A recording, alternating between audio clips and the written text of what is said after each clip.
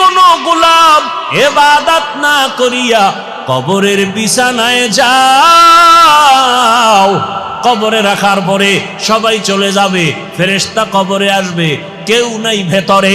প্রশ্ন তিনটা করবে, আমাকেও আপনাকেও, আলাদা একই প্রশ্ন। রবের পরিচয় দাও, ধর্মের পরিচয় দাও, রাহমাতুল লিল আলামিনের পরিচয় দাও।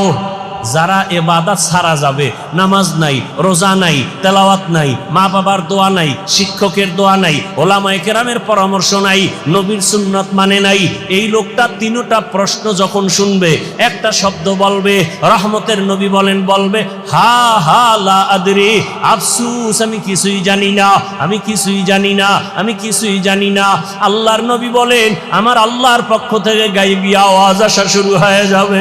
আল্লাহ বলবেন, ও কবরের ফেরেশতা, এই বান্দাকে আমি বড় আদর করে বানাইছি, ওই বান্দা দুনিয়াতে আসিয়া হাঁটতে পারে নাই, মাকে মা বলে ডাকতে পারে নাই, আব্বাকে আব্বা বলে ডাকতে পারে নাই, ক্ষুধা লাগছে বলতে পারে নাই, খানা দাও।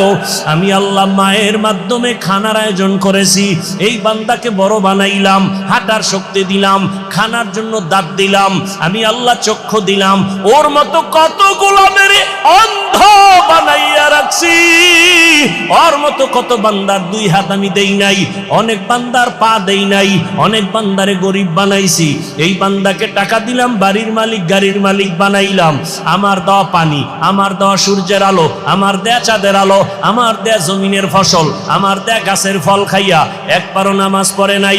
এত বড় বেঈমান, নিজেও নামাজ পড়ে নাই, অন্যে নামাজ পড়তো তাও পছন্দ করে নাই, নিজেও দাড়ি রাখে না, অন্যে দাড়ি রাখে তাও পছন্দ করে না।